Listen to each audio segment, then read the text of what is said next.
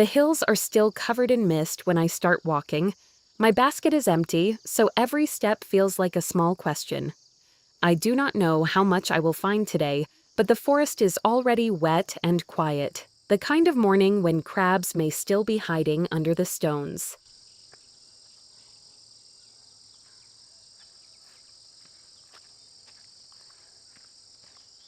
I carry the green basket on my back and step into the thick trees. The path is narrow and the leaves brush against my shoulders as I pass. I walk slowly because the ground here looks soft in some places and slippery in others.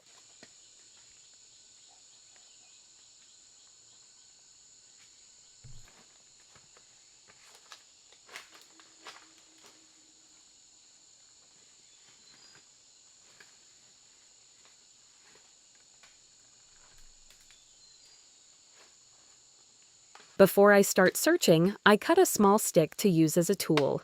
It is easier to check a dark crack with a stick first than with my fingers. I have learned that lesson the hard way. A crab claw can be faster than it looks.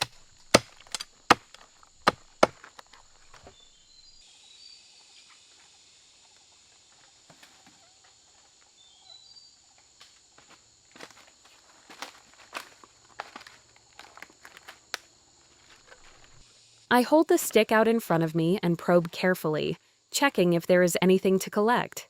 I move it slowly through the leaves and into the cracks between the rocks. At first, I only feel wet mud and old roots. Then something shifts in the dark, and I pause, knowing I might have found something worth reaching for.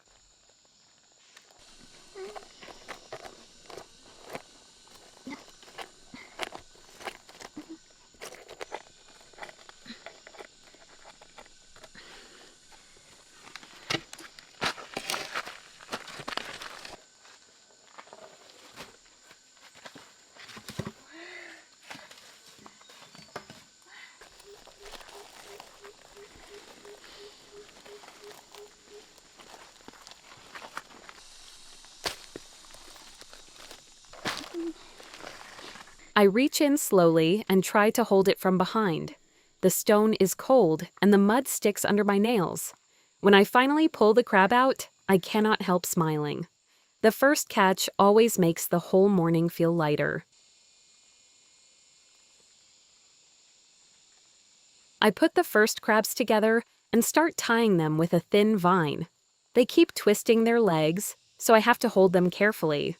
This part looks simple, but if the knot is loose, they can crawl away before I even stand up.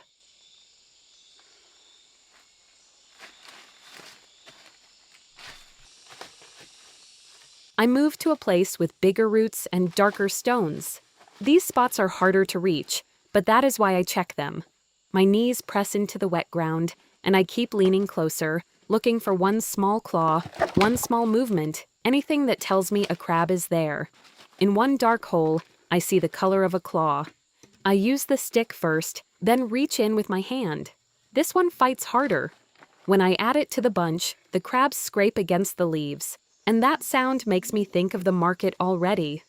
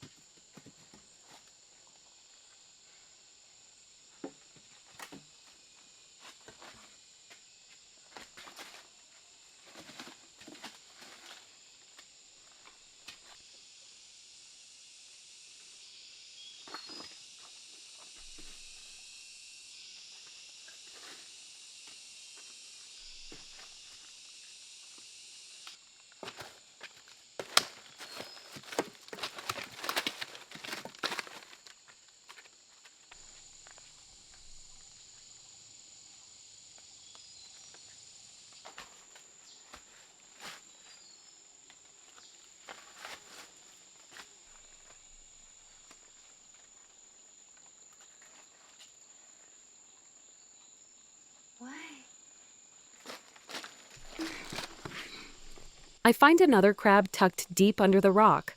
I slow down because this one looks stronger. My fingers stay behind the shell, away from the claws. When I lift it out, I feel the weight in my hand before I even see it clearly.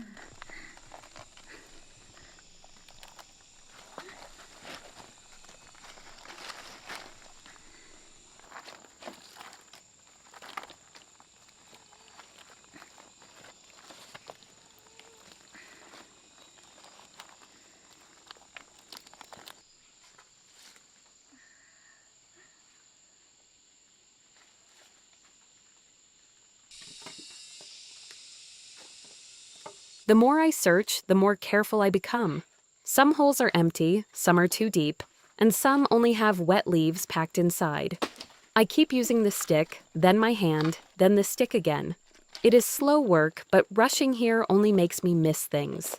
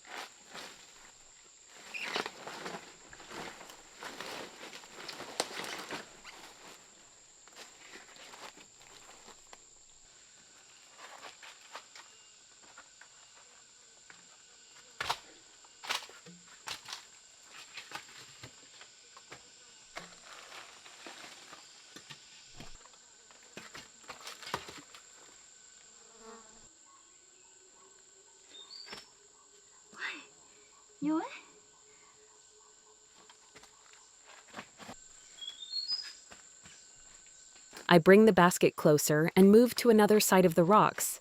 By now, my sleeves are damp, and my hands smell like mud and leaves. I do not think much about being tired yet. I only think about checking one more crack before moving on. Under a rotten log, I suddenly find a whole cluster of crabs hiding together. When I lift the wood, they scatter at once, legs scraping as they rush in different directions to find new places to hide. For a moment, everything moves at the same time, and I have to react quickly to catch as many as I can before they disappear.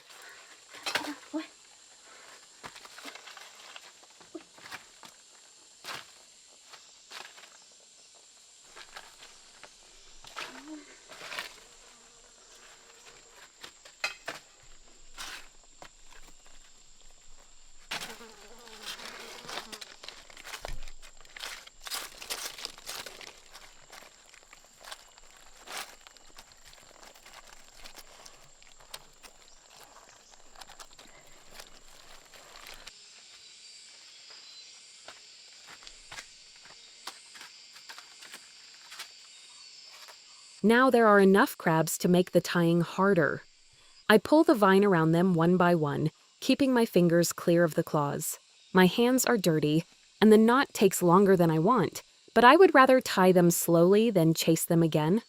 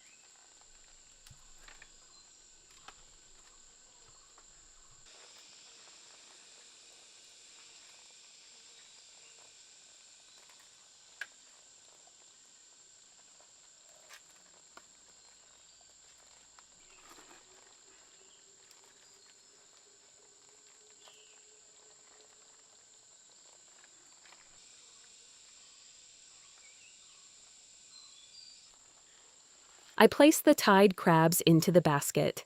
The bottom of the basket starts to fill with moving legs and hard shells. When I look down at them, I feel a quiet relief in my chest. This is the moment I know I can go to the market with something worth showing.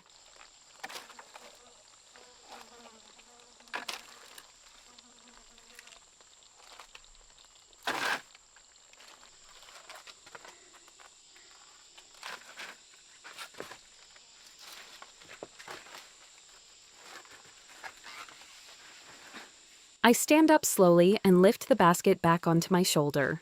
It is heavier now, and that weight changes the way I walk. On the way out, I no longer look for crabs. I look for steady ground because I need to bring everything back safely.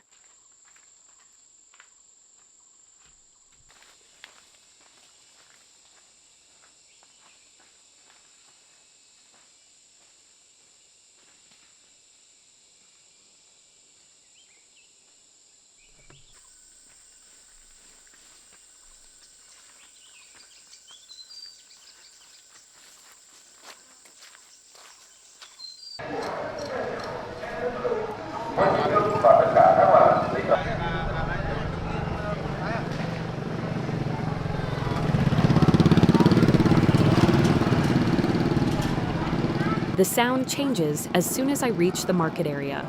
After the forest, the road feels bright and busy. Motorbikes pass, people call to each other, and I carry the basket through the crowd, hoping the crabs will catch someone's eye.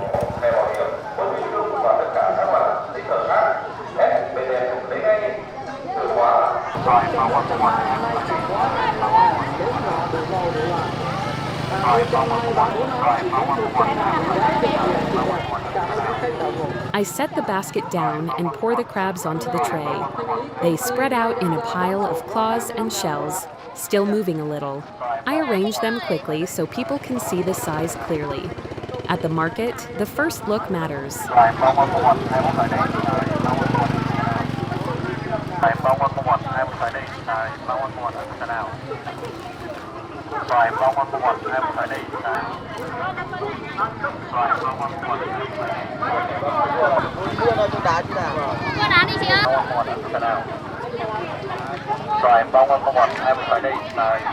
A woman stops and sits down to look. She lifts the crabs by the string, checking the claws and the weight. I watch quietly, but inside I am waiting for her face to change. When a customer keeps looking, it usually means the crabs have a chance.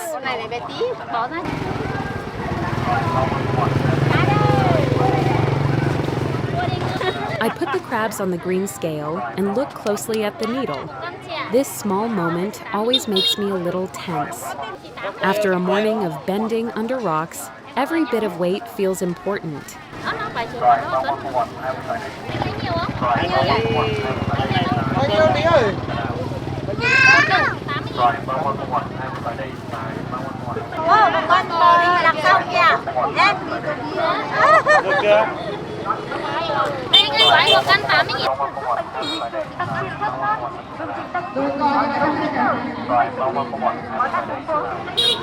More people come over after the first sale.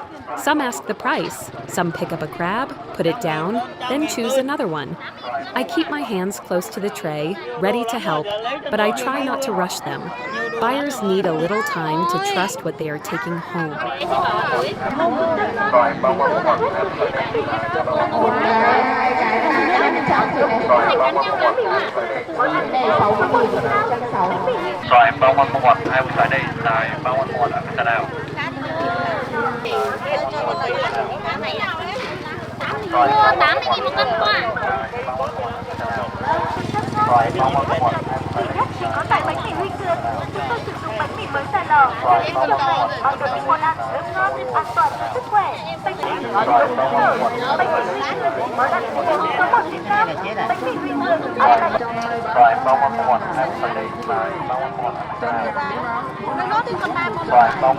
I pack the chosen crabs into a plastic bag and place them on the scale again.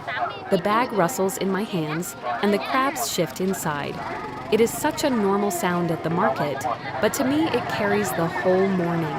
The damp forest, the cold stones, and the careful knots.